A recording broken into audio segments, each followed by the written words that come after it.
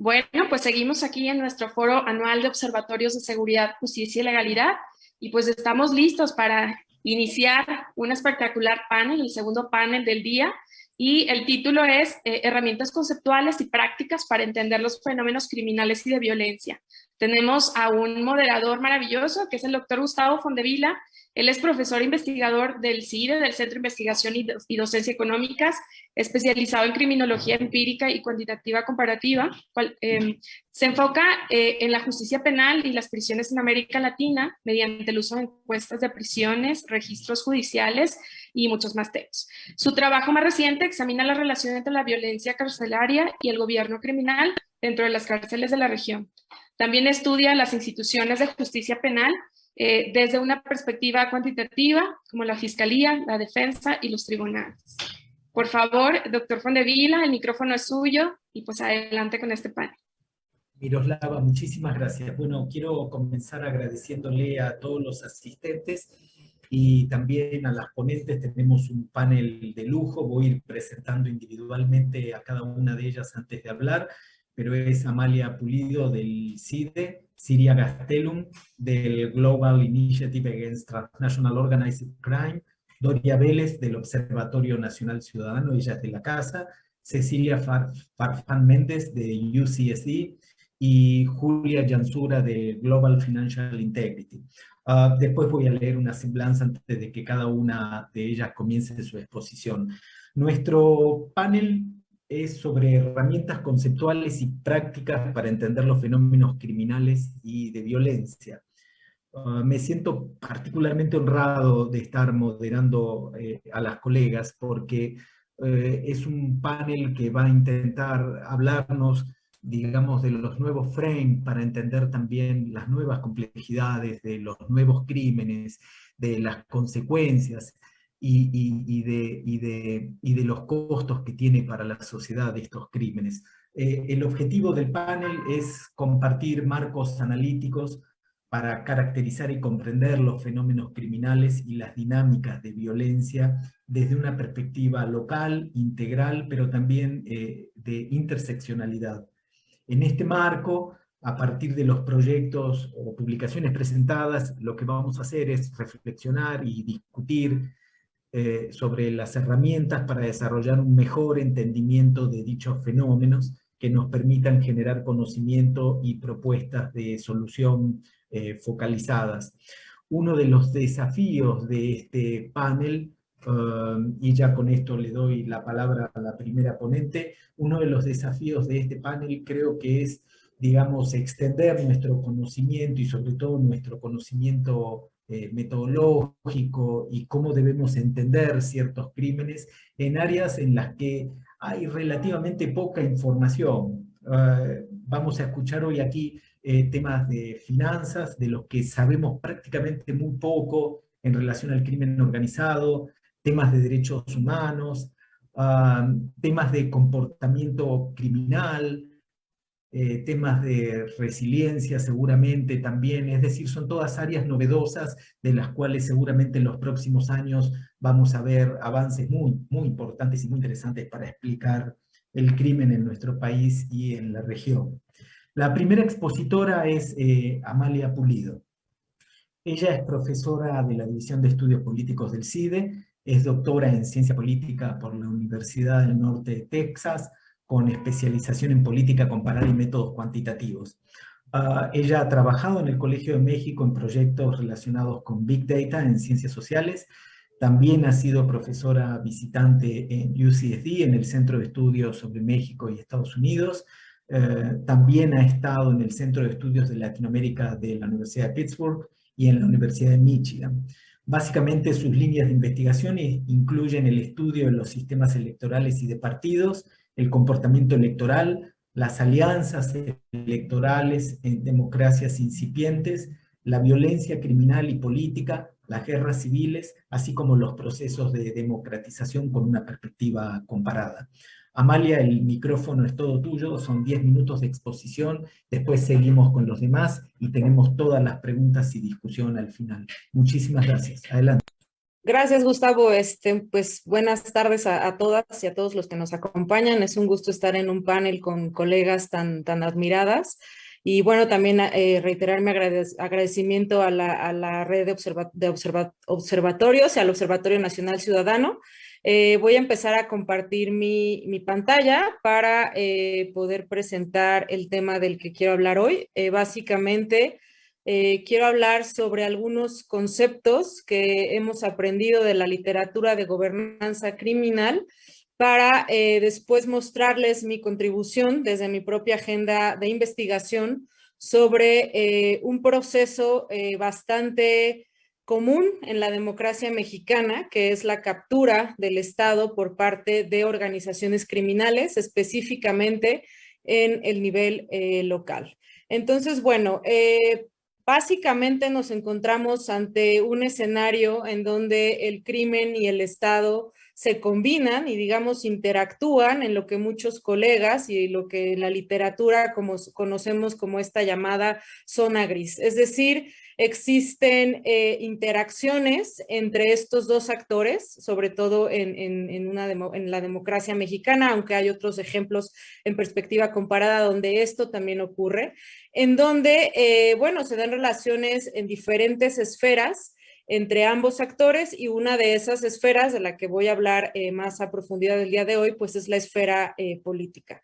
En esta zona gris pueden ocurrir una variedad de esquemas, ¿no? Una variedad de esquemas digamos, de protección, de relaciones y de coordinación entre ambos actores. Entonces, bueno, ¿por qué hablar del Estado y el crimen organizado? Podemos empezar a pensar en estas grandes definiciones como la gobernanza criminal, partiendo de que tenemos estados débiles, estados incapaces de proveer seguridad. Es justamente en esta incapacidad en donde tradicionalmente, históricamente, las mafias han llenado y pueden seguir llenando este vacío intercambiando protección por recursos, ¿no? Y esto es un argumento que viene desde la obra de Gambetta, ¿no? En donde él explica cómo la mafia empieza a llenar estos vacíos, ¿no? Sin embargo, bueno, cuando hablamos de gobernanza criminal, es casi imposible pensar que las organizaciones criminales operan en un estado sin redes de protección, es decir, sin algún tipo de complicidad o de cooperación con el Estado. Cuando hablamos de gobernanza criminal, Lessing lo define así: es la imposición de reglas y restricciones de organizaciones criminales sobre el comportamiento de los ciudadanos. Estas imposiciones o estas restricciones que pone la criminalidad en la ciudadanía ocurren dentro de las rutinas de los ciudadanos. Esto puede ser determinadas por códigos y reglas, por ejemplo, los famosos toques de queda, las extorsiones, ¿no? Y muchas formas en donde las organizaciones criminales se empiezan a adherir o penetran las rutinas de la ciudadanía. Sin embargo, bueno, pues los esquemas de gobernanza criminal, aunque hay una variedad por la penetración de la criminalidad en las funciones del Estado, podemos decir que existe una simbiosis, es decir, existe un control, aunque sea mínimo, por parte del Estado. Y por eso digo que hay una variedad de niveles en los que podemos identificar estos esquemas de gobernanza criminal. Sin embargo, cuando hablamos de gobernanza criminal, aunque sea mínimo, el Estado está presente, y como el trabajo de Angélica Durán menciona, pues se dan estas redes de protección en donde las organizaciones criminales necesitan forzosamente de algún tipo de cooperación del Estado. Sin esta cooperación es casi imposible que se puedan establecer esquemas de gobernanza criminal.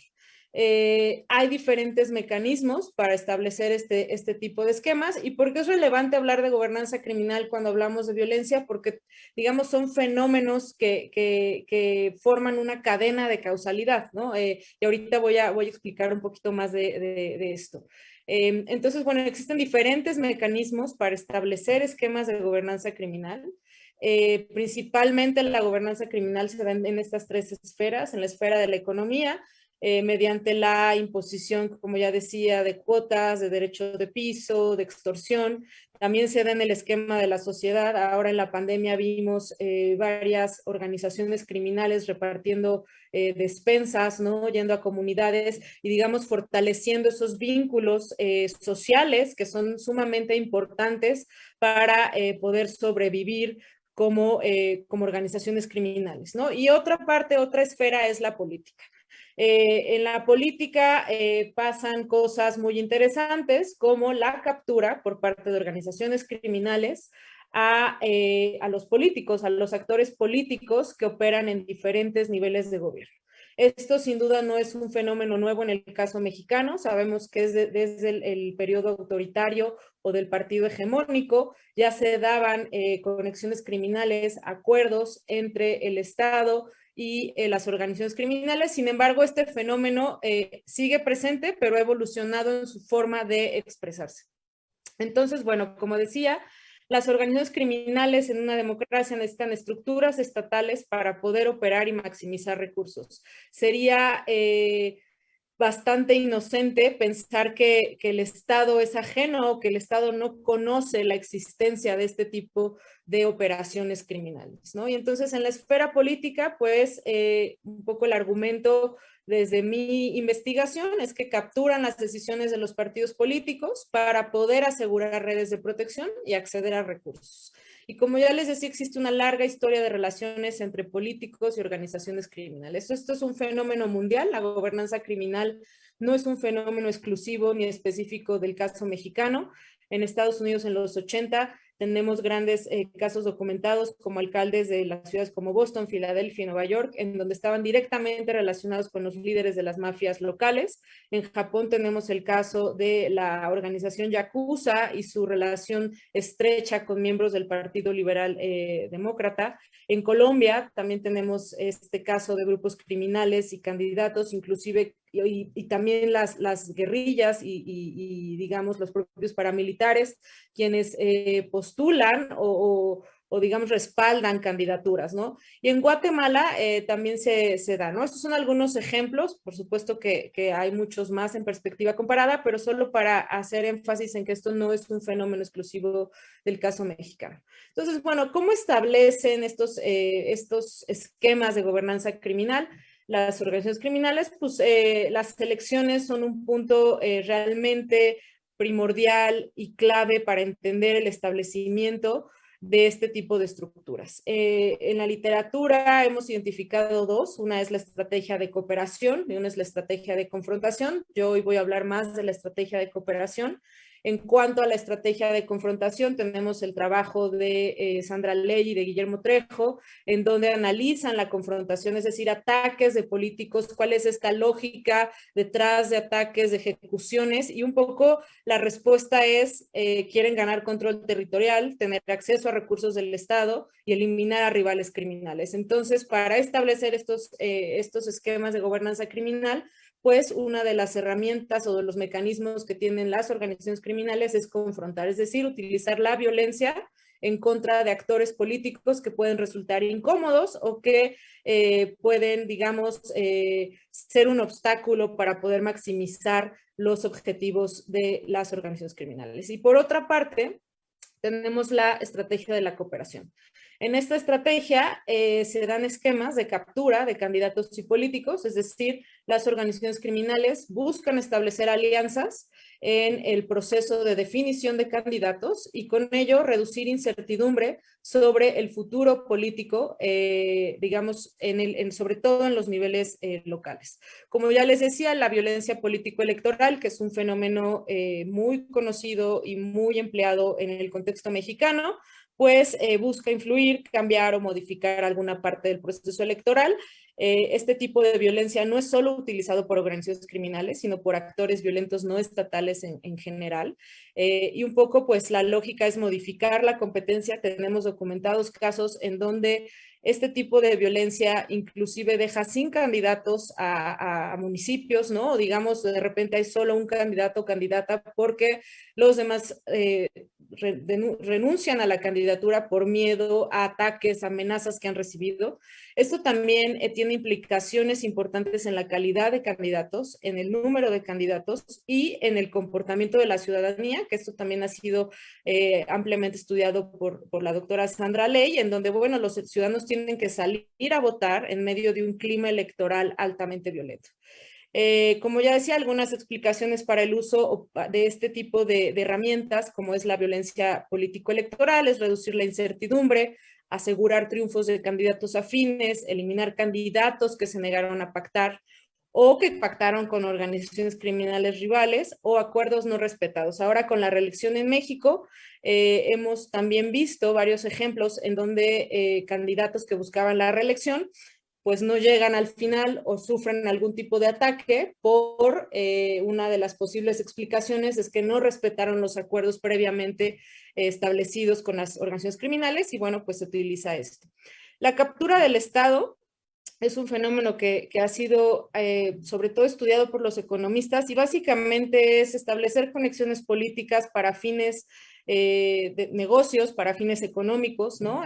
La única diferencia entre la captura del Estado entre empresas privadas y organizaciones criminales, pues es la legalidad del quehacer de ambos actores, ¿no? Pero digamos, la captura del Estado se da, es un fenómeno también mundial y digamos, se busca influir y beneficiar, ¿no? ¿Y cómo lo van a hacer? Pues van a patrocinar campañas, a dar recursos, a hacer una variedad de actividades para poder apoyar a candidatos que puedan beneficiar a estas empresas, en el caso de las organizaciones criminales, pues que puedan ayudar a estas organizaciones criminales a adquirir recursos del Estado, a eliminar a rivales y, digamos, a operar con ciertas libertades en una demarcación territorial. Entonces, bueno, un poco el argumento y lo que les quiero mostrar hoy es mi investigación sobre cómo esta captura del Estado se da en los procesos de selección de candidatos dentro de los partidos políticos. Es justo aquí donde las organizaciones criminales buscan capturar y establecer esquemas de gobernanza criminal. No quiero decir que ambas estrategias sean excluyentes, creo que todavía nos falta mucho por estudiar sobre estos mecanismos. Puede ocurrir a la par tanto confrontación como captura, pero bueno, por hoy les mostraré esto. La captura de candidatos políticos, pues la lógica detrás de esto es asumir que las organizaciones criminales son adversas al riesgo, buscan reducir incertidumbre y buscan influir los procesos de selección de candidatos, ¿no? Asegurar que al candidato que le están apostando gane, ¿no? Y entonces, pues meter recursos, probablemente eliminar a candidatos que puedan ir más arriba del propio, y esto genera violencia, ¿no? Esto puede generar violencia. Entonces, bueno, pues en este esquema de cooperación se requiere un grado de tolerancia por parte del Estado. Ya como les decía, ¿por qué la selección de candidatos? Pues es la primera etapa del proceso político. Aquí le llaman, ¿no? En la literatura de partidos políticos el jardín secreto de la política y es muy interesante cuando dice trabajo cualitativo, que los partidos políticos se lavan un poco las manos y dicen, pues sabemos que está el problema, pero en realidad no podemos hacer nada porque no somos agencias de inteligencia y no está en nuestras manos hacer algo al respecto, ¿no? Entonces es como en esta caja negra en donde ocurre esta selección. No voy a explicar a fondo esto porque ya me queda poco tiempo, pero bueno, digamos que la captura del proceso de selección de candidatos es una herramienta, es un mecanismo que ayuda a establecer estos esquemas de gobernanza criminal y qué factores determinan la probabilidad de que capturen o no a candidatos en el nivel local. Les voy a platicar rápidamente lo que tengo aquí. Tengo una base de datos, obviamente es una base aleatoria, de municipios, no me pude concentrar en los 2.500 municipios porque hubiera sido un trabajo infinito, y lo que hice fue ver perfiles de candidatos de PRI, PAN, PRD y Morena en esta base, una muestra aleatoria, y ver si tenían o no una conexión criminal, ¿no? Como ya hablaban en el otro panel, uno de los principales desafíos cuando estudiamos estas cosas, pues es la información. Tenemos una información acotada, no hay transparencia y sobre todo, pues un tema tan, digamos, tan difícil de tratar como es esto, pero bueno, me puse a revisar fuentes abiertas, locales y nacionales, para determinar si los candidatos y candidatas tenían o no estas presuntas conexiones con el crimen organizado. Todo fue a nivel municipal, hice una base alrededor de 1,300 observaciones. Esto es un poco para ejemplificar cuándo se dan, digamos, en los procesos electorales este tipo de conexiones por partido. Aquí es interesante, Morena pues pinta hasta el 2018, antes no teníamos candidatos de Morena, pero en el primer proceso electoral donde está Morena hay un buen número de candidatos con estas conexiones. Esta es un poco la distribución geográfica. Los estados que están en blanco no tengo observaciones porque fue una muestra aleatoria. Y bueno, un poco, ¿cuál es la lógica detrás de capturar esto? En el nivel municipal hay dos variables que nos dan respuesta. La probabilidad de que capturen candidatos en el nivel municipal responde a la concentración de la violencia y al desempeño electoral del partido en la elección pasada. Es decir, no van a apostar, no van a meterle dinero a candidatos que no tienen probabilidad de ganar la elección, ¿no? Entonces, bueno, también el número de organizaciones criminales es una variable significativa respecto a en dónde se están estableciendo estos esquemas. Ya voy a acabar ahora sí. Nada más para platicarles un poco lo que se encontró en el proceso de 2021 y es un fenómeno que sigue pasando. Inclusive esta semana hubo un video del líder de Morena en Tamaulipas diciendo que apoyaba al cártel del Golfo. Ayer arrestaron al candidato electo de Lerdo de Tejada en Veracruz por secuestro y por tener conexiones criminales. Digamos, es un fenómeno que está ahí, además de la violencia política. En este proceso electoral documenté, obviamente con información de fuentes abiertas, al menos 23 candidatos con conexiones criminales, 55% buscaban una alcaldía, 23% una diputación federal o local y 22% una gubernatura. Entonces, bueno, 10 estados registraron al menos un caso, estados más afectados Guerrero y Puebla. La Ciudad de México tiene una fuerte penetración de Unión Tepito decidiendo candidaturas. Sin embargo, es interesante que en Sinaloa no se encontró este tipo de conexiones. Una explicación probable es que existe un control criminal tan amplio o hegemónico que estos casos están sumamente controlados y no se hacen públicos. Entonces, bueno, un poco la reflexión de este tema es los esquemas de gobernanza criminal tienen estas dos grandes herramientas. Habría que explorar más cómo se conjuntan, es decir, se da confrontación y cooperación. Y también un dato importante es la probabilidad de triunfo de un candidato aumenta considerablemente si tiene conexiones criminales. Eso creo que también es un dato relevante que tenemos que analizar. Y bueno, la dejo por aquí porque si no Gustavo me va a matar. Gracias. Gracias, Gustavo. Además me pongo muy nervioso. Sí, ya veía tu cara de sufrimiento. Bueno, muchas gracias, Amalia, es interesantísimo lo que expusiste. Nuestra próxima expositora es Siria Gastelum. Ella es directora de Resiliencia en la Iniciativa Global contra el Crimen Organizado Transnacional. En Sinaloa, Siria documentó las respuestas de la comunidad ante el crimen organizado. En 2017 lanzó el proyecto G-Resilience, el que fue presentado en la Asamblea General de las Naciones Unidas en 2018, y en 2019 se convirtió en el Fondo de Resiliencia actual. Siria es periodista, ganadora del premio Emmy, ha trabajado en radio, televisión y medios impresos en México, Estados Unidos y Canadá. En el 2008 se incorporó formalmente a la Oficina de las Naciones Unidas en Viena. Ha trabajado en la Junta Internacional de Fiscalización de Estupefacientes y la Iniciativa Global para combatir la trata de personas. Siria, adelante, muchísimas gracias, bienvenida, 10 minutos, gracias. Muchísimas gracias. En este panel que justamente se titula Herramientas, me parece súper pertinente hacer esta presentación en México, y digo en México porque esta herramienta apenas se acaba de lanzar, no tiene ni un mes. Se lanzó en Ginebra, donde está la sede de la Iniciativa Global, y esta es la primera vez que hacemos una presentación formal en México, y bueno, es para mí un honor porque creo que esta herramienta es no solamente la más nueva, sino también la más compleja, la más ambiciosa, y quizás la que hasta ahora haya sido la más necesaria. Creo que por muchos años ha habido diferentes conversaciones, intentos, etcétera, de medir esta cosa tan compleja que es el crimen organizado, pero bueno, les presento entonces a ustedes este ejercicio. Si quieres, me van a ayudar aquí con las diapositivas, con las pantallas de PowerPoint. Nos pasamos a la siguiente, por favor. Y bueno, pues dada la naturaleza del crimen organizado, es importante ver más allá de las estadísticas, de los números y entender estos ambientes complejos donde se desarrolla. Entonces, por eso, el objetivo principal de esta herramienta es detonar el diálogo constructivo. Eso, ahí estamos. La número 2, por favor, eso. Donde estamos hablando de la finalidad del índice, que bueno, es detonar el diálogo constructivo. La anterior, por favor, todavía. Detonar el diálogo constructivo alrededor del crimen organizado transnacional.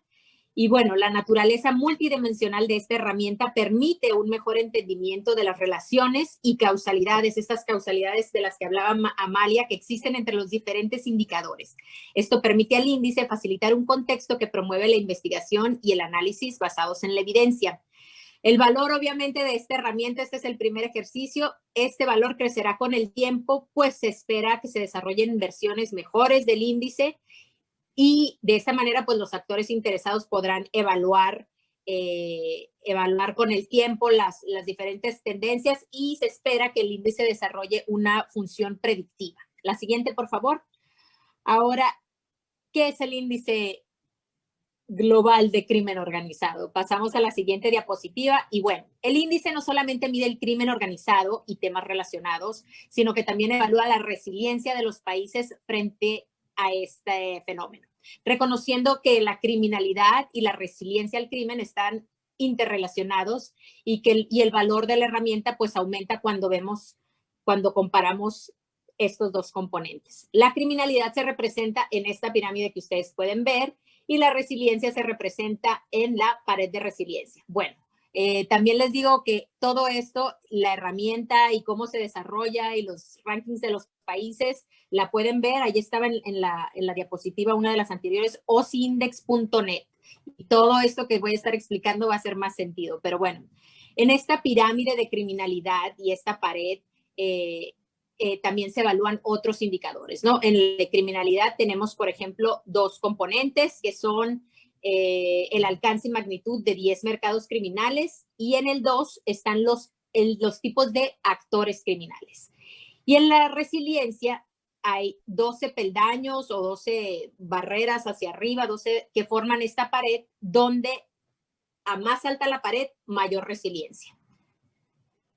Entonces tenemos que, bueno, con la pirámide es entre más ancha y más alta, mayor criminalidad y la pared más alta, mayor resiliencia. Cuando estamos hablando de los componentes de los mercados criminales, el índice cubre 10 mercados aquí descritos. Si bien cada indicador es independiente, estos indicadores también se pueden agrupar en 4 grandes categorías, que son los mercados basados en personas, que cubren la trata y el tráfico, los mercados comerciales, que incluye, por ejemplo, el tráfico de armas, y 3 mercados criminales ambientales y 4 de comercios de drogas. Los de actores criminales, la tipología se cubre diferentes tipos de actores y no todos los actores pueden clasificarse en una categoría u otra, ¿no? Pero bueno, las categorías son los grupos de tipo mafioso, por ejemplo, algunas milicias pueden entrar de esta categoría. Tenemos también las redes criminales, esos actores de tipo empresarial con estructuras menos jerárquicas y estrictas. Y tenemos también los actores integrados al Estado, estos actores de estos modelos de corrupción también de los que hablaba Amalia, se miden viendo qué tanto han podido permear las redes criminales a las instituciones. Y bueno, también en los actores criminales se toman en cuenta los actores extranjeros que operan en las redes criminales del país. Siguiente diapositiva, que es los componentes de la resiliencia, que también son 12 indicadores fundamentales. Esta es la diapositiva número 6, la de resiliencia, y ahí están cada peldaño, donde también se pueden agrupar por categorías que reflejan diferentes partes de la sociedad. Una La primera categoría es la de liderazgo y gobernanza, justicia y seguridad, economía y finanzas, y por último, sociedad civil y protección social. Y bueno, entonces estos indicadores tienen el potencial de ofrecer respuestas integrales y sostenibles al crimen organizado. Y es importante destacar que, por ejemplo, con esto se toman para medir, se hizo el ejercicio de medir los pasamos a la siguiente diapositiva, por favor, número 7, donde voy a hablar un poquito de la metodología, porque, bueno, cada país se le da un score de criminalidad y uno de resiliencia. La evaluación fue hecha, pasamos a la siguiente diapositiva, la número 7, ahí está. La evaluación fue encabezada por expertos para cada uno de los 193 países de la ONU que el índice cubre, y se asignan 2 calificaciones, una la de criminalidad y la 2 el promedio de resiliencia. Entonces, a todos los indicadores del índice se les agrega una escala del 1 al 10 para cada componente de criminalidad. Y bueno, podré hablar en más detalle de cómo se toman en cuenta la puntuación de mercados criminales, pero algo que es importante destacar es que también todos los detalles de la metodología son públicos y están disponibles también para ser descargados en este portal ocindex.net. Y bueno, tenemos ahí que la puntuación de los actores criminales también considera la capacidad organizacional y el nivel de sofisticación de los actores criminales. O sea, no es solamente si hay mucha presencia de grupos que se le da un puntaje alto, sino también si estos grupos tienen capacidad de ejercer violencia o de corromper a las autoridades. En contraste, para los 12 indicadores de resiliencia, la escala del 1 al 10 se invierte. Así que una puntuación de 1 es el peor escenario posible y una de 10, pues es que es muy resiliente. Entonces, la metodología es que, los resultados se presentan de mayor número en el índice de criminalidad es peor y menor número en resiliencia es mejor. Entonces, pasamos a la siguiente. Entiendo que estoy hablando muy rápido y que esto puede sonar un poco así como que, bueno, estamos hablando otra vez de números y estadísticas, pero nada más para darles una idea de la magnitud de este ejercicio. Este índice global se desarrolló en los últimos 2 años, pero tiene una base que lleva un trabajo de 5 años atrás con el desarrollo primero de un índice para el continente africano, que fue un esfuerzo que empezó la Comunidad Europea con el Instituto Internacional de Security Studies, Interpol, varios actores que durante años estuvieron trabajando en una metodología para hacer el índice de África, que fue la base para hacer este índice global. Está basado en un método iterativo de puntuación donde se lleva a cabo un perfil, una investigación preliminar para desarrollar un perfil de cada país con cada uno de los indicadores. Y luego los perfiles se revisaron, modificaron y de forma anónima e independiente mediante una serie de revisiones temáticas y geográficas llevadas a cabo por expertos.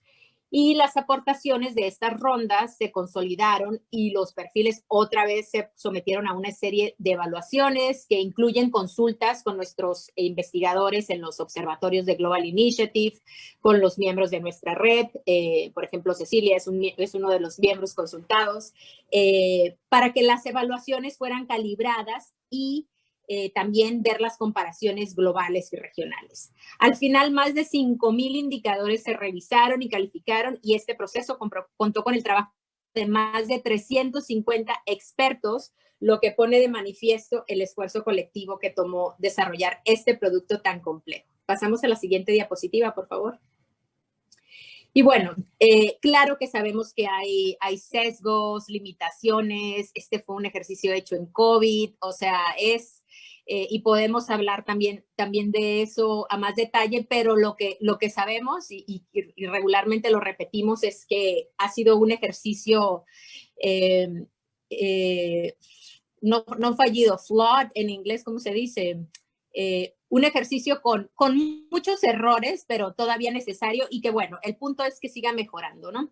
Ahora, para hablar cómo nos puede servir esta herramienta en México. que a mí eso me llama mucho la atención. Bueno, ha habido hallazgos a nivel global muy interesantes, pero si queremos ver, por ejemplo, algunos números para México que para mí todavía me causan shock, es que México ocupa el 4º lugar de criminalidad en el mundo. Y no es una cosa chiquita de decir. Si nos ponemos, si se midió, y de verdad que yo digo, bueno, pues puede parecer así como que algo obvio, claro, era de esperarse. Pero de verdad sí estamos tomando en cuenta la seriedad y el trabajo tan minucioso que se llevó a cabo a lo largo de años para llegar a la conclusión de que México está en el número 4 de 193 en crimen organizado, pues para mí me dice mucho de el reto tan enorme en el que estamos en el país, porque bueno, Colombia, si estamos hablando de cosas regionales, Colombia aparece en el número 2, pero ojo, Colombia está en un punto que es alta criminalidad y alta resiliencia. En México todavía no tenemos los aprendizajes, las experiencias que tiene Colombia. Yo quiero pensar que vamos en este camino, porque además otro hallazgo interesante es que en México, y de hecho en América Latina en general, es que en los niveles de resiliencia también se hace patente en la evidencia el poder de la sociedad civil y cómo esta articulación puede ser un factor determinante en cambiar esta historia que desde ahorita se ve bastante complicada. Pero bueno, vamos a la siguiente diapositiva, por favor, para concluir. Como he dicho anteriormente, el índice pretende ser una herramienta que empiece un diálogo, que mueva conversaciones, que nos haga, incluso la metodología es abierta, el proceso es transparente, porque queremos invitarlos a que lo vean, nos den retroalimentación, lo cuestionen y a partir de esta conversación construir algo. Uno de los grandes retos y bueno, cuando ya se ponen así en evidencia, quizás nos den también herramientas para crear mejores políticas públicas, pero bueno, lo que este índice demuestra es que gran parte de la población mundial también vive en contextos de alta criminalidad y baja resiliencia, así es que bueno, por lo menos nos deja en una situación de que vemos que México sale muy mal pintado, pero también nos damos cuenta que no estamos solos en este reto y que por eso también es muy importante la articulación con estas redes globales, porque también nos permiten ver a México, pero desde otras perspectivas. Pues tengo más reflexiones, más hallazgos, pero no me voy a extender para no poner de malas a nuestro anfitrión, así es que muchas gracias y bueno, quedo a sus órdenes, osiindex.net. Gracias. Miriam, muchísimas gracias. A mí me pareció fascinante, anoté aquí como 3-4 preguntas para la última sesión. Nuestra próxima expositora es Doria Vélez. Ella es de la casa, es del Observatorio Nacional Ciudadano. Doria hizo su licenciatura en Estudios Latinoamericanos en la UNAM, ha trabajado en la Corte Suprema de Justicia de la Nación en México, en la Secretaría Técnica del Consejo de Seguridad Nacional, y también ha sido coordinadora general del Centro Jurídico para la Promoción de la Justicia y los Derechos Humanos. Ha participado colaborando en la asociación Nuestra Aparente Rendición. Doria desde el 2011 se ha desempeñado como directora de investigación del Observatorio Nacional Ciudadano, ha publicado y coordinado más de una decena de proyectos en materia de seguridad pública, justicia y derechos humanos, y es una reconocida experta en el país en estos temas. Doria, de nuevo, bienvenida. Adelante, tienes 10 minutos. Muchas gracias. Muchas gracias, Gustavo, y pues gracias a Miroslava por haber generado este espacio. En mi caso, cuando me comentó que decidiera algún proyecto sobre el cual comentar en este foro, la verdad es que me costó un poco de trabajo poder seleccionar alguno, sobre todo tomando en consideración todo el abanico de temas en el que ha trabajado el observatorio. Entonces, en lugar de irme a exponer y seleccionar alguno de nuestros pequeños hijos, pues más bien lo que opté por hacer es pues compartirle algunos algunas cuestiones, ¿no?, que hay que tener en cuenta cuando se van a analizar fenómenos criminales y ejercicios de violencia en el país, ¿no? Sobre todo pensando en que esto sea útil para los observatorios que nos están sintonizando. Y bueno, de entrada, y también pues compartir la experiencia que he tenido con 10 años al frente de la dirección del observatorio, ¿no?, de la dirección de investigación. Aquí, pues, de entrada, algo que siempre, con lo que siempre nos topamos es qué entienden cuando hablas de investigación sobre fenómenos criminales, ¿no? Pues, lo primero que se les viene a la mente es, pues, a lo mejor alguna investigación de corte de inteligencia criminal penal, ¿no? En la cual, pues, lo que esperan es que puedas decirle quiénes están detrás de la comisión de delitos, ¿no? O bien que puedas decir, explicar de una manera muy específica cuál es el patrón criminal de determinada conducta. Y ya en segunda instancia, sobre todo dependiendo con qué tipo de actor hablas, pues está la investigación de corte académico, ¿no?, que es la que hacemos desde organizaciones de la sociedad civil y pues obviamente desde las universidades. Ahora, ¿con qué herramientas contamos? Pues ahí existen una diversidad de herramientas, depende de cada una de las disciplinas que cada quien tenga, pero pues algo que hemos identificado y que creo que es palpable en varios análisis que se hacen sobre el fenómeno es que normalmente se suele decantar por un solo método. O nos vamos por investigación geográfica espacial del fenómeno, o optamos por hacer algunas entrevistas que nos dan a conocer, pues a lo mejor algunas historias de vida, algunos estudios de caso, y lo que ha sucedido es que realmente estos métodos parecían que están un poco divorciados, ¿no?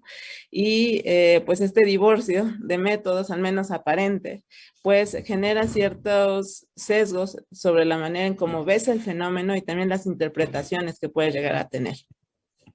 Ahora, ¿qué se piensa cuando alguien nos dice que estamos haciendo investigación de fenómenos criminales? Pues de entrada ahí ya tiene que ver, pues, cómo se concibe este fenómeno. Entonces, por un lado, consideran que todos los fenómenos criminales necesariamente se perpetran con violencia, ¿no? Entonces, aquí igual cuando vas adentrándote en esta materia ves que no es así. Y eso nos lleva, eso está vinculado con algunas confusiones conceptuales que llega a haber cuando hablas sobre estos temas en los cuales pues se confunde lo que es delincuencia con violencia, ¿no? Y aquí sería pertinente que todos aquellos que se ponen a investigar sobre estos fenómenos pues sepan que ni todo delito es violento, ni todo ejercicio de violencia es delito, ¿no? Creo que son algunas líneas generales. Adicionalmente, cuando se habla de fenómenos criminales, pues siempre se considera que son actos cometidos principalmente por hombres. Si acaso llega a haber alguna mujer, quiere decir que es la madre, la hermana, la hija o la pareja de algún sujeto activo, o bien son víctimas de explotación sexual, ¿no? O sea, fuera de eso, pareciera que esos son los únicos sujetos activos. Y aparte, pues también pues las niñas, niños o adolescentes pareciera que no juegan tanto un papel en la comisión de delitos.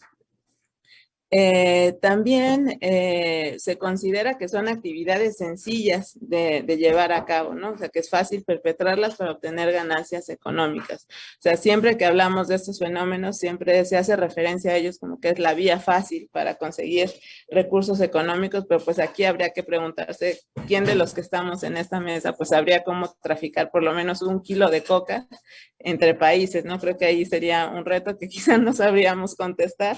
Entonces sí requiere cierto expertise y no es una actividad tan sencilla. También cuando hablamos de este tipo de actividades, normalmente siempre nos vamos al tráfico de drogas, ¿no?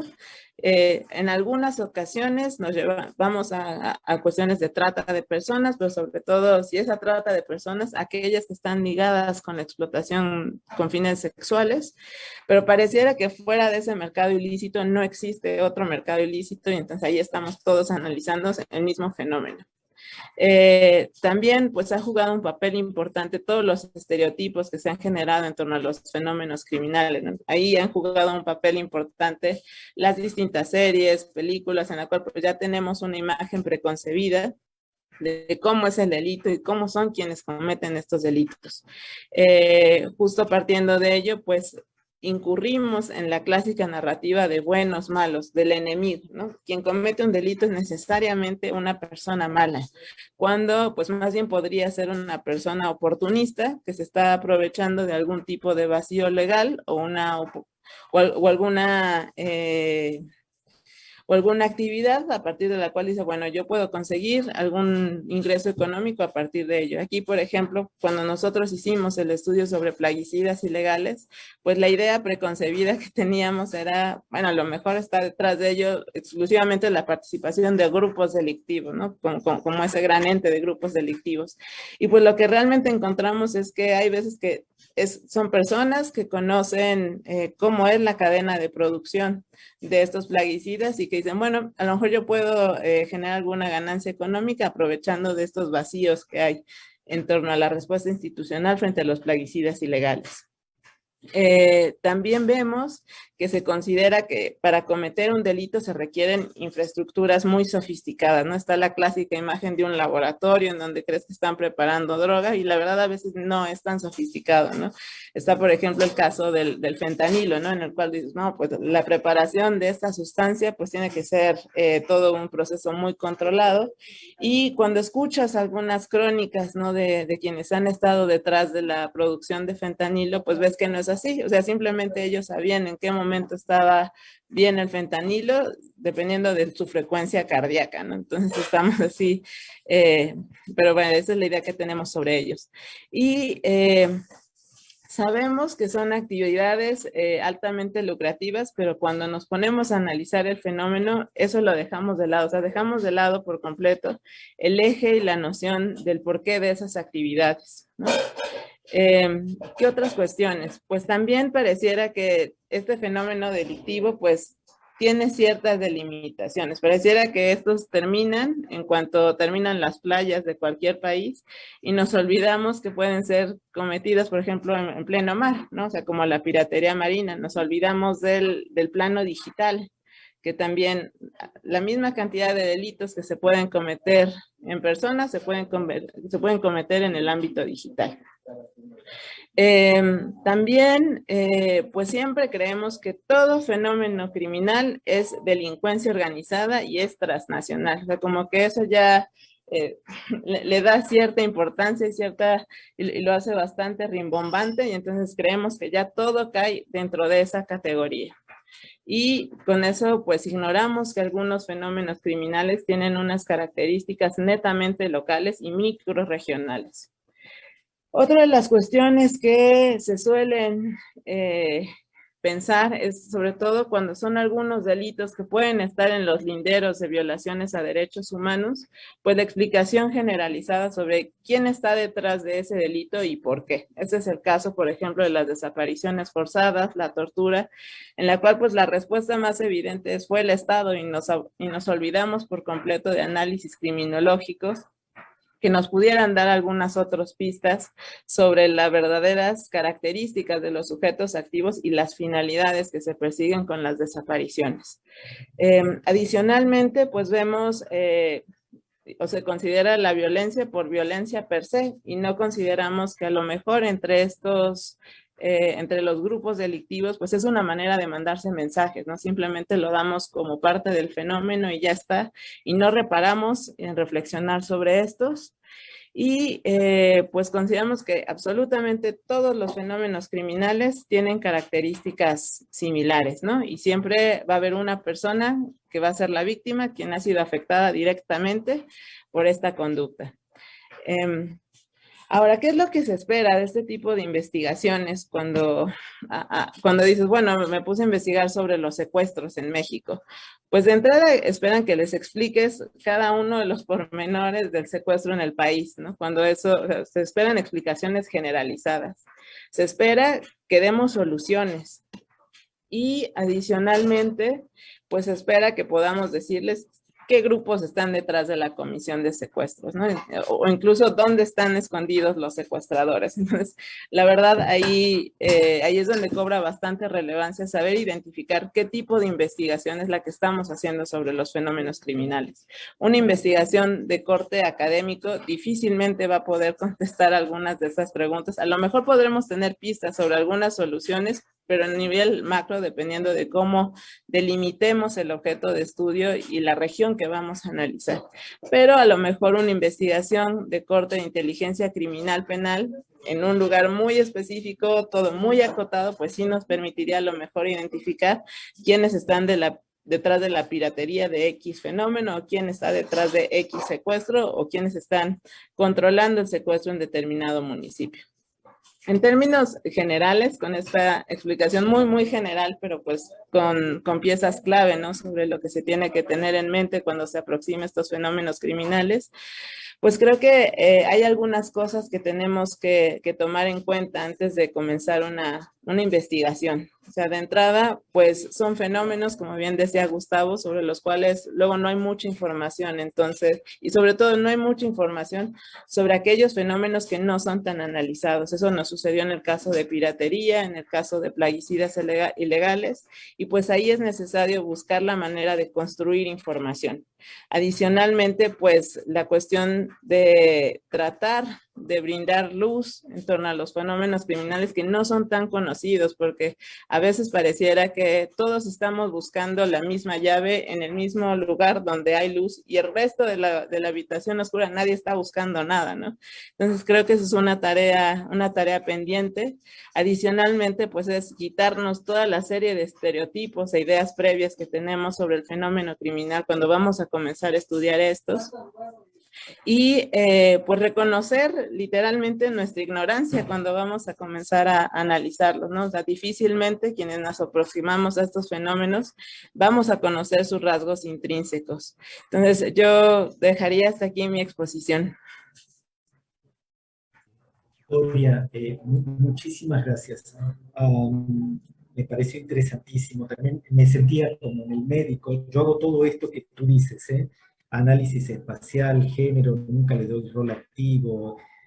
Bueno, ya lo hablamos después en las preguntas, pero creo que es un sesgo casi de la literatura nacional. Después lo discutimos. Bueno, le doy la palabra a Cecilia Farfán Méndez. Cecilia hizo su PhD en Ciencias Políticas en la Universidad de California, Santa Bárbara. Hizo su máster, es jefa de investigación en programas de seguridad en el centro en USMEX, en la Universidad de California, aquí en San Diego. Es investigadora afiliada al Centro de Estudios de Seguridad, Inteligencia y Gobernanza del ITAM, del Tecnológico de México. Es especialista en temas de crimen organizado, lavado de dinero y cooperación en materia de seguridad entre México y Estados Unidos. Ha sido una de las cofundadoras de Mexico Violence Resource Project, que consiste en una plataforma que provee contenido para entender la violencia y el crimen organizado en el país. Desde el año pasado, desde 2020, Cecilia ha sido copresidenta del Grupo de Trabajo de Seguridad Pública y Salud Pública del Foro México-Estados Unidos. Bienvenida, adelante, tus 10 minutos. Muchas gracias, Gustavo, y me da muchísimo gusto compartir este panel, como mencionaba Amalia, con colegas tan queridas y con quienes he tenido el gusto de trabajar en varias investigaciones, y sin duda espero seguir colaborando. Y por supuesto, muchas gracias a la Red Nacional de Observatorios por esta invitación. Dado que, digamos, el tema de la mesa se trata sobre herramientas conceptuales y también prácticas, hoy me gustaría enfocarme en una herramienta conceptual, de la cual forma parte de un proyecto en el cual he estado trabajando durante el último año con la Oficina de las Naciones Unidas contra la Droga y el Delito, que tiene que ver justamente con la inclusión de la perspectiva de género cuando pensamos en temas de crimen organizado a nivel mundial, y específicamente con la implementación de la Convención contra el Crimen Organizado, mejor conocida como la Convención de Palermo. Normalmente, y me parece que hace unos días, sentenciaron a Emma Coronel, y me parece que ella es un gran ejemplo para comenzar, digamos, esta breve intervención, porque mucho de lo que vimos en los medios es que no era Emma Coronel, sino era la esposa del Chapo quien estaba siendo sentenciada. Y tanto medios nacionales como internacionales se refirieron a esta mujer como la esposa de, y ella no tenía personalidad o no tenía, digamos, una identidad propia más allá de este matrimonio. Y algo que me parece muy interesante de este caso es que realmente resalta muchos de los supuestos que hay en torno a la participación de las mujeres en el crimen organizado. La primera tiene que ver con que las mujeres solamente son percibidas como víctimas. O sea, rara vez pensamos en el crimen organizado y pensamos en las mujeres como también actores que perpetúan violencia, sino simplemente las pensamos como víctimas. En algunos casos, cuando llegamos a conocer justamente de mujeres que participan en actividades criminales, tendemos a pensar también que son excepciones, ¿no? Es decir, alguien como Sandra Ávila, alguien como Emma Coronel, no representa la regla, sino que es la excepción y por ende también no representa necesariamente lo que son las mujeres en el crimen organizado. Y el otro supuesto que normalmente acompaña estas discusiones es que hay una categoría o hay categorías claramente delineadas entre perpetradores y víctimas, ¿no? Es decir, podemos hacer una distinción muy clara entre quiénes son las víctimas del crimen organizado y quiénes son quienes perpetran esta violencia. Ya como mencionaba Amalia, si hay un espacio gris, digamos, entre el Estado y el crimen, me parece que también hay ese espacio gris justamente entre esa categoría de víctima y perpetrador. Y nuevamente, volviendo al caso, por ejemplo, de Emma Coronel, me parece que lo que nos revela es justamente que si bien ella seguramente fue víctima de varias violencias durante los años, ¿no?, que ha estado, digamos, vinculada con el crimen organizado, ella también ha ejercido, digamos, violencias y probablemente también haya, o bueno, como dice la sentencia, cometido otro tipo de crímenes. ¿Por qué importa esta perspectiva de género? Y me parece, nuevamente, en el contexto de nuevas narrativas que están hablando sobre las mujeres en el crimen organizado, no se trata simplemente de decir las mujeres son violentas también. O sea, ese no es el argumento. El argumento es uno más, digamos, matizado. Primero que nada es enfatizar que la perspectiva de género no es un tema separado de mujeres que le corresponde solo a las mujeres. Entonces, es decir, cuando vamos a hablar de crimen organizado con una perspectiva de género, no es, bueno, traigan a expertas y que ellas platiquen y que hablen de mujeres y que eso resuelva el tema. Al contrario, la perspectiva de género lo que hace, lo que nos aporta, es decir, no hay características particulares, ¿no?, que tengan las personas por el simple hecho de ser hombres y por el simple hecho de ser mujeres. Y esto es particularmente importante en el caso de crimen organizado, porque muchas veces asumimos que los hombres son violentos, pero no explicamos esa violencia. Y ya como mencionaba Doria, no necesariamente toda la violencia es una actividad delictiva. Pero el punto aquí es realmente, y como mencionabas tú, Gustavo, al inicio del panel, pensar en esta interseccionalidad. Es decir, ¿cuáles son? O sea, los géneros toman decisiones, ¿no?, que están determinadas por diferentes instituciones políticas, culturales y prácticas sociales en contextos locales. Es decir, una mujer en Tamaulipas no va a actuar de la misma forma, ¿no?, que una mujer en Sinaloa, y lo mismo va a pasar con hombres, por ejemplo, que están en Guerrero, si vienen de un contexto urbano, si vienen de un contexto rural. Y la idea de incluir precisamente esa perspectiva de género es pensar en cuáles son todas esa serie de condiciones, ¿no?, que impactan que una persona, digamos, participe, en este caso, en el crimen organizado. Ahora bien, ¿por qué importa esta perspectiva de género? O sea, no creo, o sea, ¿por qué conceptualmente la necesitamos? La primera es porque seguimos teniendo una narrativa donde solamente los hombres son clasificados como perpetradores y rara vez como víctimas, es decir, lo opuesto que le pasa a las mujeres.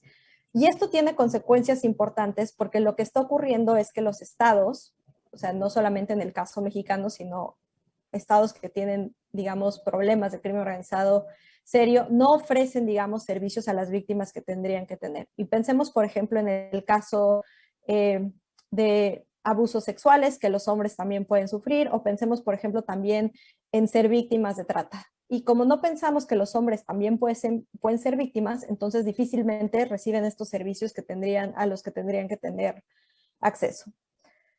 Lo otro que estamos haciendo conceptualmente, al no tener, digamos, esta perspectiva de género o no incorporarla realmente a nuestros estudios, es que hay un énfasis en los crímenes violentos. Y nuevamente, como estos suelen ser cometidos por hombres, nos olvidamos, digamos, de otras funciones que son cruciales para la operación de los grupos criminales donde participan mujeres y no son violentos. Y Julia ya les contará más del lavado de dinero, pero, por ejemplo, esa es una de las áreas que nos hemos dado cuenta que a nivel mundial, ¿no?, está impactada justamente, o sea, hay muchas más mujeres que participan en el lavado de dinero, por algo que yo en mi investigación le he llamado la paradoja de la invisibilidad. Es decir, en la medida en que los medios de comunicación y las autoridades piensen que las mujeres son excepciones en el crimen organizado, pues se vuelven, digamos, socias perfectas del crimen, porque ellos sí saben, ¿no?, que van a pasar desapercibidas en ciertos contextos.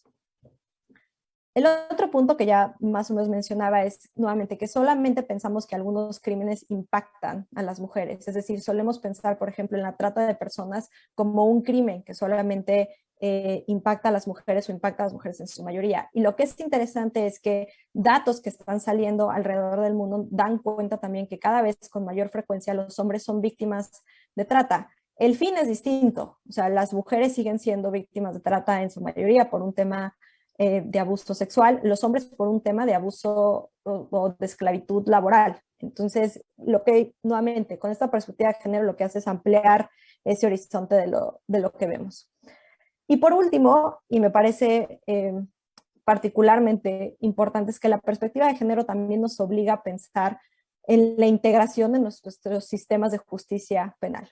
En la medida en que no tenemos policías, no tenemos un sistema de justicia penal que refleja, digamos, cómo se ve nuestra sociedad en su conjunto, y en este caso, por ejemplo, hay muy pocas mujeres que son parte de las unidades de investigación de crímenes, en realidad estamos perdiendo mucha información que sería muy valiosa. Y nuevamente, tampoco estamos ofreciendo los servicios a las víctimas que deberíamos. Entonces, esta perspectiva de género conceptualmente nos ayuda, por un lado, a pensar en el crimen organizado, pero también en la respuesta del Estado vía sistema de justicia penal. ¿Y quiénes son? Y Gustavo, tú eres un experto en esto. ¿Quiénes son, digamos, esas personas que integran esa respuesta estatal? Cierro con ese comentario para que Julia tenga tiempo y que sigamos a las preguntas. Muchas gracias. Cecilia, muchísimas gracias. Bueno, tengo también muchas preguntas, pero vayamos con Julia. Julia es la gerente de programa para América Latina y el Caribe de GFI, es un Global Financial Integrity, es un think tank con sede en Washington, que está enfocado en temas de flujos financieros ilícitos, corrupción, comercio internacional ilícito y lavado de dinero. Actualmente, Julia lidera un proyecto de investigación muy ambicioso, de investigación de crímenes financieros a través de 33 países de América Latina y el Caribe. Es un trabajo realmente monumental. Julia es autora de informes como Financial Crime en Latinoamérica, Caribbean, Narcotics Proceeds in the Western Hemisphere, and the Gold Standard Addressing Illicit Financial Flows in the Colombian Gold Sector. Antes de unirse a GFI, Julia implementó proyectos relacionados con el sector de servicios financieros en Centroamérica. Ha trabajado en Guatemala, El Salvador, Honduras, Nicaragua, Colombia y Jamaica. Realmente Julia tiene una enorme experiencia regional. En relación a sus estudios, tiene un máster en estudios latinoamericanos en la Escuela de Servicios Extranjeros de Georgetown. Julia, 10 minutos, bienvenida, adelante y muchísimas gracias. Muchísimas gracias, Gustavo, y muchas gracias a la red y el ONC por brindarme este espacio. Es un gusto estar con ustedes el día de hoy. Y yo voy a presentar un poco más acerca del lado financiero, ¿verdad? Aprovechando que estamos compartiendo estrategias e instrumentos de análisis, voy a compartir 5 estrategias para analizar el lado financiero del crimen organizado. Escogí algunas herramientas que creo que van a ser sencillos, útiles, prácticos, porque muchas personas dicen que analizar el lado financiero es tan difícil, es prácticamente imposible. Entonces, mi meta es mostrarles que sí es posible y mostrar algunas herramientas prácticas. Entonces, voy a compartir pantalla. Les preparé un pequeño PowerPoint. Espero que están viendo bien. Si no me cuentan. No sé qué tanto conocen GFI. Somos una organización sin fines de lucro con sede en Washington.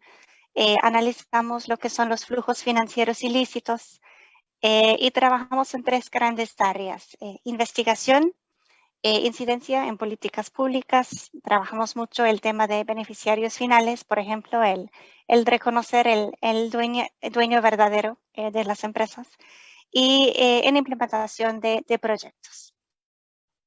El marco conceptual que yo quería compartir con ustedes el día de hoy es el marco de flujos financieros ilícitos.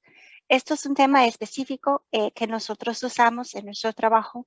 Pensamos que es útil, que es importante, y lamentablemente es algo que muchos investigadores, incluso me atrevo a decir muchos gobiernos, no comprenden mucho. ¿Cómo definimos flujos financieros ilícitos? Esos son movimientos ilegales de dinero o capital de un país a otro. Flujos financieros ilícitos son, por definición, internacionales, ¿verdad? Algo que es importante aquí es que no tiene que ser dinero. Puede ser otro tipo de activo o de capital. Aquí, por ejemplo, el tema de oro es muy interesante y yo les recomiendo mucho el informe que acabamos de publicar sobre el tema. Nosotros clasificamos esos movimientos como ilícitos cuando los fondos han sido obtenidos, transferidos o utilizados de manera ilegal a través de fronteras internacionales. Entonces, claro, por ejemplo, el dinero que viene del narcotráfico es un flujo financiero ilícito si cruza una frontera internacional, ¿no? El dinero que se destina para financiamiento de terrorismo es un flujo financiero ilícito, ¿verdad? Porque la idea es utilizar este recurso para un fin ilegal, ilícito, ¿no? Entonces, recomendamos mucho incorporar este marco en su trabajo. Es algo importante y realmente nos ayuda a comprender estos fenómenos que sabemos que tienen una motivación muy económica, ¿verdad? Muchos grupos que se involucran en estos fenómenos lo hacen porque quieren el dinero, ¿no? Entonces, ¿qué hacemos? Implementamos una estrategia de seguir la ruta del dinero o follow the money, y tratamos de analizar los canales utilizados para mover ese dinero ilícito de una jurisdicción a otra. Entonces, básicamente vemos aquí los 3 pasos que nosotros incorporamos en nuestro trabajo: identificación de canales, búsqueda de soluciones, implementación de cambios sistémicos. Bueno, ¿cuáles son estos canales que se utilizan? Claro, está el sistema financiero, ¿verdad? Pero también está el sistema de comercio internacional. Y vamos a ver algunos ejemplos y algunas estrategias un poco más relacionadas al sistema de comercio internacional. ¿Por qué? Porque se utiliza mucho en América Latina y el Caribe, y porque muchas personas no comprenden muy bien cómo rastrear o cómo investigar estos flujos de dinero. Entonces, aquí hay algunos trucos que podemos implementar. Algo que nos ayuda es que los flujos financieros, por definición, se mueven entre diferentes jurisdicciones. Entonces, esto nos da una oportunidad para analizarlas usando por lo menos 2 fuentes de información. Aquí un ejemplo. En el comercio internacional, México dice que en el año 2018 se exportó 47,000 millones en vehículos a Honduras, ¿sí? Pero Honduras, para el mismo año, dice que se importa un diferente monto de vehículos de México, ¿verdad? Entonces, esto es un ejemplo clásico de cómo podemos buscar asimetrías en información y en flujos financieros ilícitos. Estos datos vienen de una fuente que se llama UN Comtrade, que es públicamente disponible y muy fácil de usar. Entonces, la pregunta es, cuando vemos esta diferencia, ¿no? Esta discrepancia, ¿a qué se debe, no? Entonces empezamos a analizar, ¿será que México está exportando vehículos y está subfacturando para evadir impuestos? ¿O será que Honduras está reportando el ingreso de vehículos que salieron de México de manera informal o irregular, ¿verdad? Podrían ser incluso vehículos robados, ¿no? O tal vez México tiene buenos datos, ¿verdad? Tal vez los imputadores en Honduras están falsificando datos, ¿verdad? ¿Por qué? Podría ser hasta para justificar un envío de dinero a México, ¿verdad? Entonces, esta discrepancia que hemos identificado en el comercio internacional no es el final de la investigación. Esto es el punto de partida, porque yo todavía tengo muchas preguntas acerca de qué está sucediendo aquí, pero yo sé que hay una historia que contar, porque hay una discrepancia tan importante, ¿no? Podemos ver otro ejemplo de asimetría en flujos financieros ilícitos en el caso de la remesa. Esto es un ejemplo que yo trabajé mucho y me encanta. Si vemos datos oficiales de Nigeria, autoridades de Nigeria dicen que el país recibe 24.000 millones en remesas familiares por año. Pero cuando hablamos con otros países que envían remesas a Nigeria, ellos dicen que ven un flujo que sale de sus países de solo 4.7 mil millones de dólares al año. Entonces la pregunta es otra vez, ¿a qué se debe? Podría ser informalidad, podría ser, no sé, tal vez Nigeria tiene una mala metodología para recoger esta información. Tal vez los otros países tienen un número incorrecto del número de migrantes, ¿verdad? Tal vez se está utilizando canales como remesas familiares para otras cosas, ¿verdad? Que no son remesas familiares, ¿verdad? Entonces, otra vez, esta discrepancia, esta asimetría, es el inicio de una investigación financiera, ¿verdad? Todavía necesito más información, pero yo sé que aquí hay una historia que contar. Otra herramienta que quería compartir con ustedes que nosotros usamos mucho es la comparación de datos de producción y comercialización. Esto es un ejemplo que me encanta de Colombia, de nuestro informe reciente. Vemos que Colombia produce aproximadamente 46 toneladas métricas de oro cada año. Sin embargo, está exportando mucho más, ¿verdad? Exporta 52. Entonces la pregunta es, ¿a qué se debe esta discrepancia, ¿verdad? Esta diferencia. ¿Será que Colombia está exportando oro informal? ¿Será que Colombia está exportando oro criminal? Posiblemente oro criminal de otros países está entrando en Colombia y está siendo exportado como si fuera oro colombiano, ¿no? Entonces, claro, aquí hay una historia que contar porque vemos esta discrepancia y es muy importante y nos llama mucho la atención, ¿no? Otra cosa que quería recomendarles es usar datos de comercio internacional, ¿verdad? Es algo que hemos implementado para muchos países y es fascinante. No hay tiempo para cubrirlo todo, pero algo que sí buscamos es subfacturación o sobrefacturación en las exportaciones de los países. ¿Por qué? Porque eso es una de las principales metodologías utilizadas en lavado de dinero basado en comercio internacional, ¿verdad?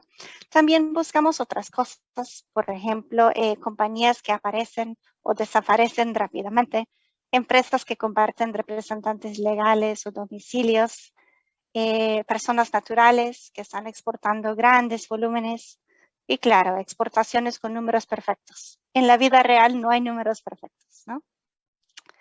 Algunas fuentes de información que recomendamos es Comtrade y también Panjiva para datos de comercio internacional. La cuarta herramienta que quería mencionar es fijarse en direcciones físicas. Esta es una investigación que me encanta de Colombia, ¿verdad? Donde fueron a visitar las direcciones físicas de las empresas que estaban exportando grandes cantidades de oro a mercados internacionales. Y llegan ahí y son casitas humildes, ¿no? En un barrio, ¿verdad? Nosotros podemos hacer ese tipo de investigación nosotros mismos usando el Google Maps, ¿verdad? Es fácil y es una muy buena manera de ver si hay algo raro sucediendo con una empresa. Por último, la quinta herramienta que yo quería compartir es realmente recordar la importancia de seguir la ruta del dinero.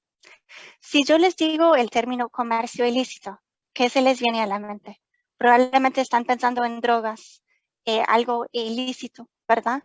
pero tenemos que reconocer que el comercio ilícito incluye muchas cosas lícitas, ¿verdad? El comercio ilícito es excusa para poder enviar dinero de una jurisdicción a otra, ¿verdad?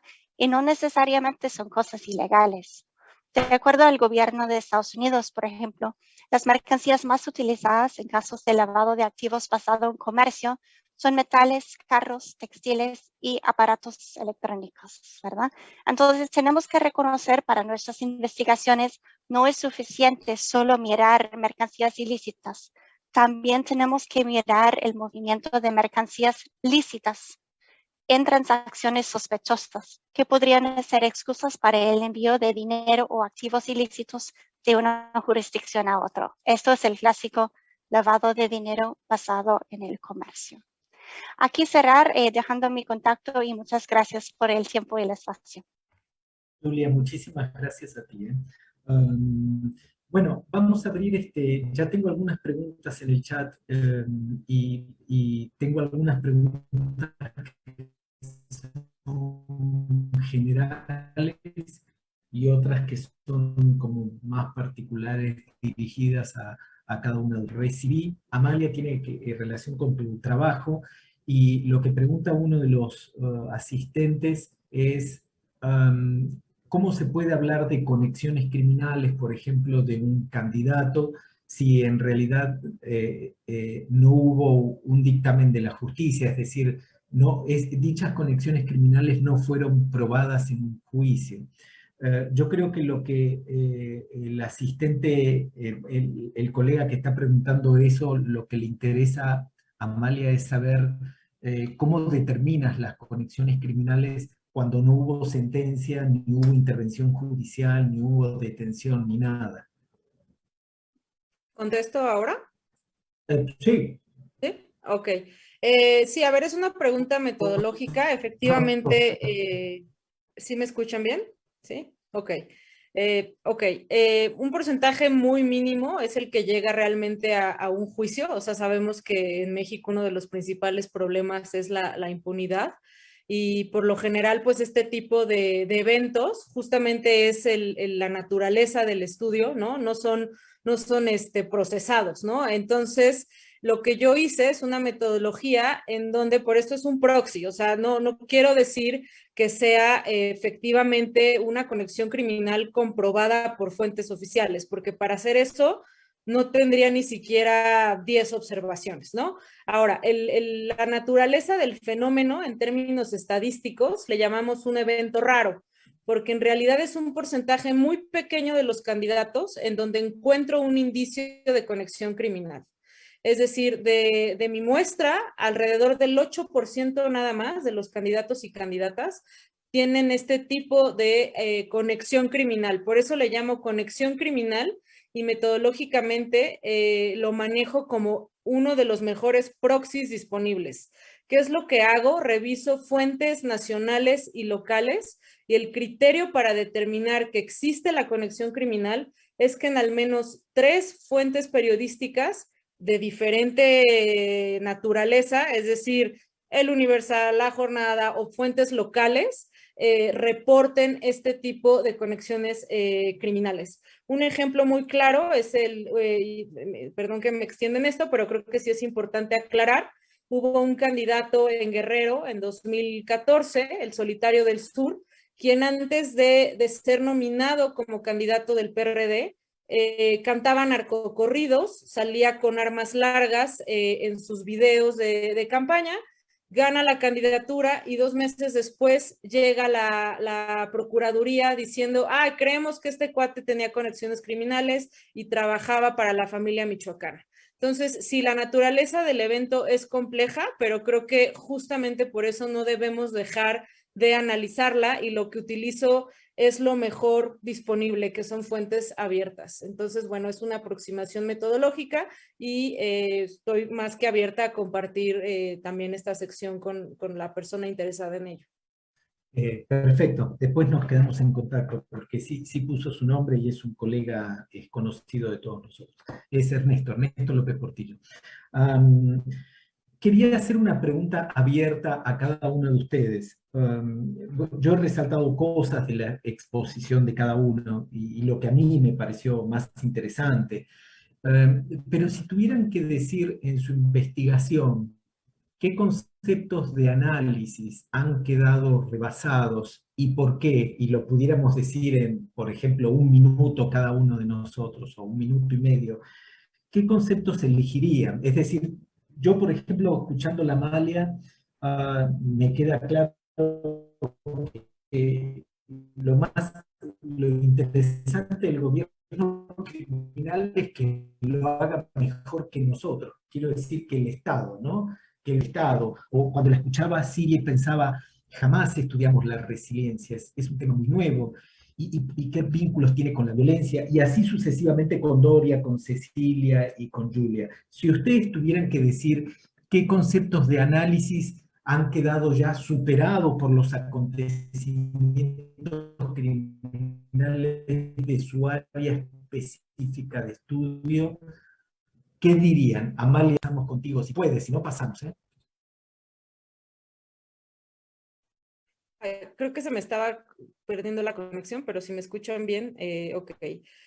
Bueno, rebasados, sí, yo diría que este tema de gobernanza criminal, aunque hemos avanzado mucho, ¿no? En el conocimiento, en la generación de datos, en cómo entenderlo, aún hay muchas dimensiones, por lo que hablaba, por ejemplo, ¿no? O sea, ¿cuándo utilizan ambas herramientas? ¿Cuándo además de violencia hay esquemas de cooperación, ¿no? O sea, creo que todavía nos falta entender esas lógicas muy locales.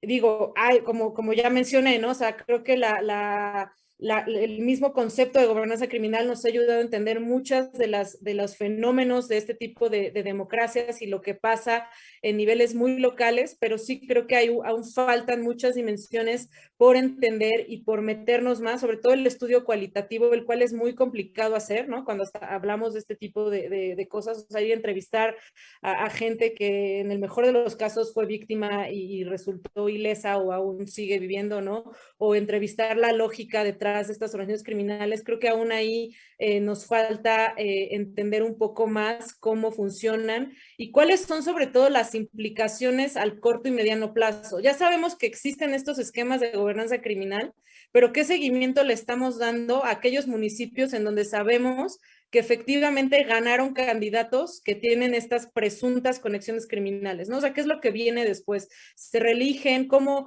gastan el presupuesto? ¿Qué tipo de perfiles seleccionan en su gabinete? Entonces, bueno, para no quitar el tiempo a mis colegas, yo me quedaría ahí. ¿Quién sigue? En el orden que quieran, Siria quizás, pero abierto. Bueno, yo para coincidir entonces también, coincido con Amalia y creo que también este tema de la resiliencia pues tiene mucho que ver con el tema, con cómo entendemos funciona la gobernanza criminal.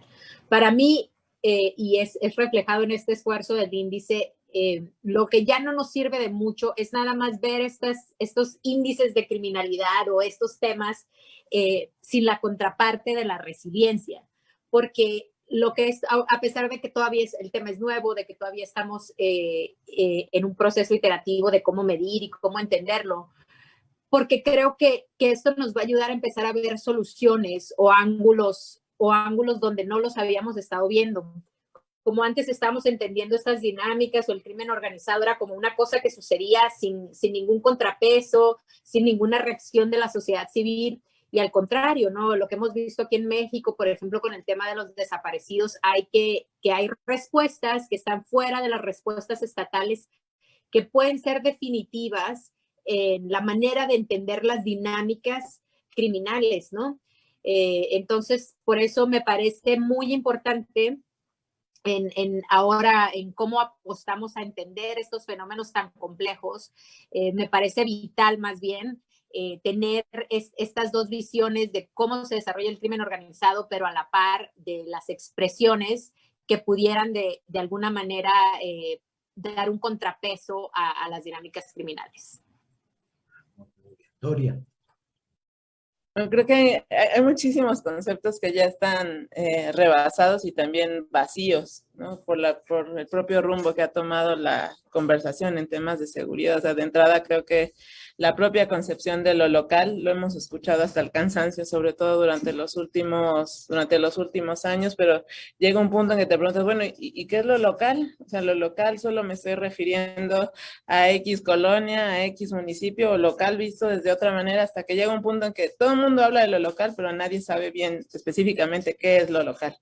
Creo que incluso los propios conceptos de delincuencia organizada, crimen organizado, o sea, hablamos todo sobre ello, pero realmente cada quien habla de la concepción que tiene sobre esos fenómenos, ¿no? Y no vamos más allá, no vamos como un poco desmenuzando qué es lo que hay dentro de cada uno de los fenómenos. E incluso cuando hablamos de estas cuestiones, pues utilizamos indistintamente los dos términos como si fuera lo mismo y realmente no es lo mismo.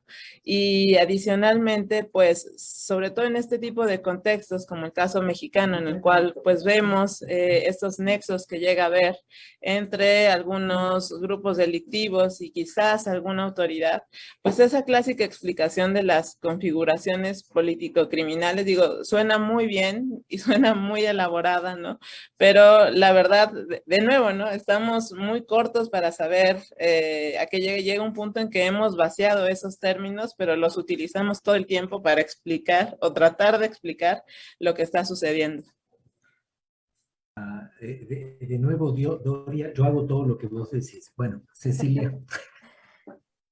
Bueno, yo, más que conceptos rebasados y justamente pensando como en la perspectiva de género y cómo en realidad todavía sigue como muy en ciernes cuando pensamos en fenómenos de violencia y particularmente crimen organizado, yo te diría dos conceptos que me parece que tendríamos que explorar más. Y el primero, un poco volviendo a lo que mencionaba Siria, me parece que tiene que ver con la agencia. O sea, no entendemos bien, o sea, justamente esta idea de resiliencia y esta idea de respuestas también tiene que ver con la agencia que las personas tienen en distintos contextos, ¿no? Ya sea porque participan o porque están respondiendo, digamos, a un fenómeno delictivo. Y realmente entender la agencia como un proceso, ¿no? Donde dependiendo del contexto en el que operas y quién eres tú, digamos, en ese contexto, va a variar, es algo que no hemos entendido y me parece que la consecuencia de esto es que hemos pensado que lo criminal y lo estatal son esferas separadas, ¿no? Ya como mencionaba Amalia, no lo son. Y tendríamos que pensar justamente como en esos procesos más de interacción que hay justamente en estos contextos. El otro que me parece importante, que sería necesario explorar, que coincido con Doria que quizá puede ser vacío, pero no hemos, digamos, hecho la labor suficiente, es el de masculinidades y cómo impactan justamente la generación de violencia. Es decir, cuando pensamos en cierto tipo de masculinidades, cuando decimos, por ejemplo, que alguien es un hombre sinaloense, ¿a qué nos referimos con eso? ¿No? ¿Y qué es lo que estamos, o sea, qué implica, digamos, esto en una investigación y qué implica también para el diseño, digamos, de políticas públicas? Entonces yo diría que si bien hay conceptos que han sido rebasados, también creo que tenemos asignaturas pendientes con estos otros dos conceptos de cómo pensar, digamos, estos procesos en estos contextos. Muchísimas gracias. Julia, conceptos rebasados. Claro, yo creo que desde el lado un poco más financiero, todos hablamos mucho de estrategias de prevención del lavado de activos, ¿no? Y claro, se habla, y es la solución a todo. Pero algo que no, tal vez no hemos explorado y no hemos considerado es cuál es el vínculo entre antilavado de dinero y captura del Estado. Es decir, ¿qué significa prevención del lavado de activos en un Estado criminal, un Estado no democrático? Quiero dar el ejemplo de Nicaragua, donde se está utilizando investigaciones contra financiamiento de terrorismo para investigar a defensores de derechos humanos y grupos pro-democráticos. Esto no es el único ejemplo de nuestro hemisferio, ¿verdad? Es un gran problema y creo que es algo que necesitamos explorar más y siempre tomar en cuenta. Muchísimas gracias a todas.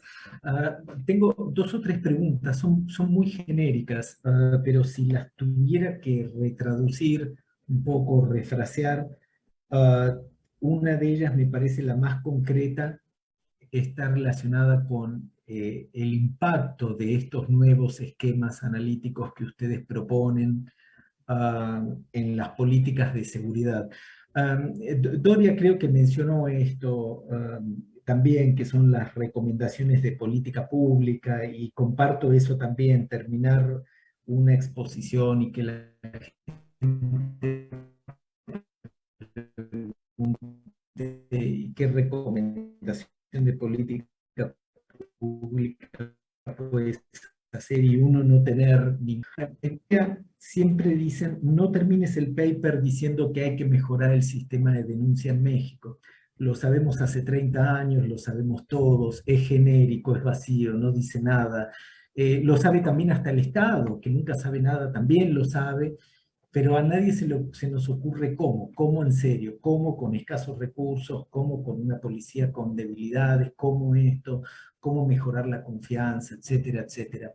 En ese contexto un poco más desafiante, si ustedes tuvieran que poner en una línea, en dos líneas, cómo esta nueva perspectiva que ustedes proponen en las distintas áreas, desde flujos financieros, el género, los sesgos, el crimen organizado y la resiliencia, es decir, se me ocurre una, dos, tres temas básicos de política de seguridad pública, ¿qué propondrían?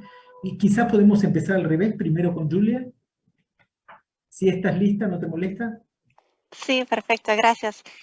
Una recomendación muy puntual que nosotros tenemos es que recomendamos que a la hora de crear o inscribir una empresa, se debe tener que reportar quién es el verdadero dueño de la empresa. Eso es un tema técnico que se llama beneficiarios finales, y es un gran instrumento para prevención de lavado de activos. Suena tan básico, uno pensaría que el gobierno sabría quién es el dueño de las empresas, pero no es así en la mayoría de los casos. No recomendamos hacer mucho trámite, mucho papeleo adicional, sino que solo en el momento de inscribir o crear una empresa, se hace un formato, se llena cierta información, y una de esas preguntas muy puntuales debe ser: ¿quién es el verdadero dueño? ¿Sí? Es algo muy sencillo que pensamos que podría ayudar. Y aparte es bien básico, ¿no? Sí. Cecilia.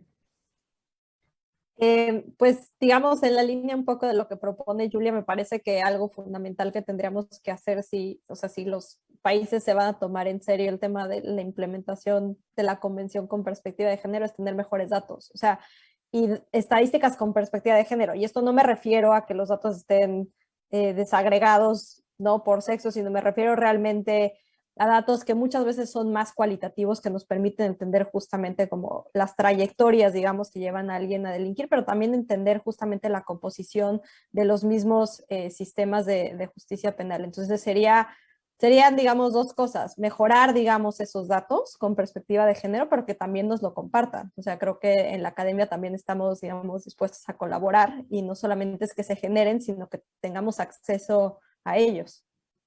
Y acceso relativamente fácil, ¿no? Hay Exacto. muchos tribunales que dicen, pero todo eso está, si se lo pides a tal y tal y Claro. tal y tal persona y habla japonés y lo pasas al chino, te lo dan.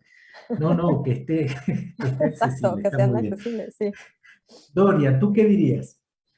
Pues creo que una de las constantes que hay en esta materia es siempre la queja por más información y mejor información, ¿no?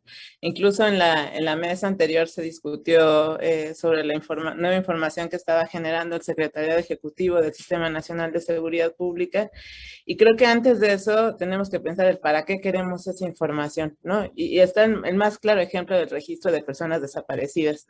Sí, contamos con una estadística, sabemos cuántas son, pero ¿para qué sirve? O sea, más allá de la contabilidad, ¿acaso es un instrumento que sirva para las búsquedas? ¿Acaso es un instrumento que permita darle un seguimiento a las investigaciones? Creo que últimamente, pues una tendencia es que vamos creando herramientas, vamos diciendo que es algo nuevo que antes nunca nadie había hecho, pero no nos ponemos a pensar realmente la funcionalidad. Y creo que eso es clave tanto para las secretarías de seguridad pública como para las fiscalías. O sea, la funcionalidad de crear esa herramienta y verlo más allá de las cuestiones estadísticas. O sea, tiene que servir para los fines tanto de investigación como de operación para una institución. Muy bien. Siria. Hola, sí, yo quiero hablar de un asunto que es muy relevante para México, pero que también es una parte de evidencia muy clara con este índice global, y es esta relación entre el crimen organizado y la democracia, la gobernanza, la transparencia, la corrupción. De los actores criminales que mayor impacto tienen o de más relevancia a nivel global en el índice, también se mencionan a estos actores estatales. Entonces estamos viendo esta gran capacidad del crimen para permear las instituciones del Estado, para colarse en los gobiernos locales, como lo hemos visto en las instituciones nacionales. Estos accesos coartados a la transparencia, tienen de lo que hablaban en los delitos financieros, tienen una relevancia en la violencia que se traduce a nivel de las comunidades, de los municipios.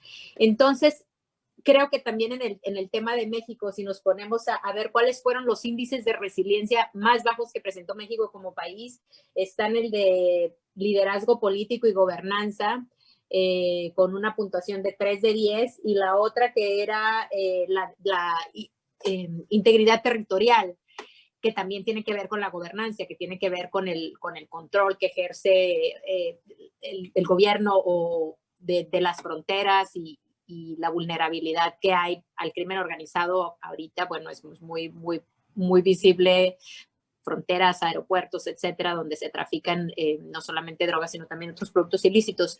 Pero no hay que perder esto de vista también, que en la medida de que nuestras instituciones políticas, en la medida que la corrupción sea algo que también, de lo que también estemos hablando a la par con estos temas, pues en eso se va a reflejar otras cosas, ¿no? Que tienen que ver con el crimen organizado y la resiliencia. Entonces, para mí eso es muy importante, no perder de vista el papel y el peso que juega esto, la gobernabilidad, la democracia, el combate contra la corrupción y los mecanismos de transparencia. Sí, te estaba escuchando y estaba pensando los niveles bajos de confianza en la política, como tú dices, claro, deben afectar directamente la capacidad de resiliencia de las comunidades. Justo en un país y en una región donde la confianza es de los bienes, de los capitales más escasos, ¿no? y que se distribuyen digamos, con cuentagotas. Amalia. Sí, creo que coincido con todas mis colegas, el tema de los datos, ¿no? O sea, siempre parece que es un lugar común, pero es verdad, ¿no? Tenemos muy, muy malos datos, tenemos malos mecanismos de transparencia y de rendición de cuentas. El tema que yo estudio, por ejemplo, pues creo que una recomendación muy práctica es exigirle a los partidos políticos que sepan quiénes son sus candidatos, ¿no? O sea, no puede ser posible que seleccionen a perfiles, ¿no? Y lo vimos en el caso de San Luis Potosí, o sea, el gobernador hoy electo es un personaje con un pasado ampliamente discutible, ¿no? Entonces sí creo que los partidos políticos, al menos en la formalidad, deberían de transparentar y saber quiénes son sus candidatos, sobre todo en el nivel local, que sabemos que es el nivel más afectado por el crimen organizado. Y bueno, como decía, el seguimiento, ¿no? O sea, parece que terminan los ciclos electorales, dejamos el tema guardado, nos llega un ciclo electoral nuevo y, ay, sí, había un problema del que ya habíamos hablado, pero dejamos de verlo durante 3 años o 6 años. Entonces creo que darle seguimiento a estos casos en donde hubo violencia política y en donde hay algún indicio de captura de los gobiernos locales. Esa sería mi respuesta. Y aparte, Amalia, estaba pensando mientras te escuchaba que el Estado genere datos de algo, ya es un primer paso en el reconocimiento del problema, ¿no? Porque regionalmente, la verdad es que muchas áreas con otros países de la región que ni siquiera ni siquiera saben qué tipo de delitos se cometen y dónde se cometen, o por ejemplo esto que mencionaba, creo que Cecilia o Siria, sobre desaparecidos. Hay países que no tienen ninguna base de datos sobre desaparecidos, ¿eh? Y con lo difícil que es la Comisión Nacional aquí en México y descargar los datos y todas las trabas habidas por haber, aún así tenemos algunos datos.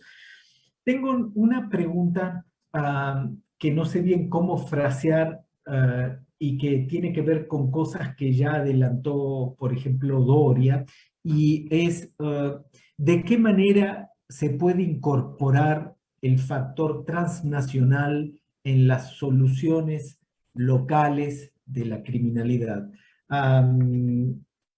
Creo que nos quedan 5 minutos. 1 minuto cada una está bien como desafío. Yo empiezo si quieren. Siria, adelante, dale.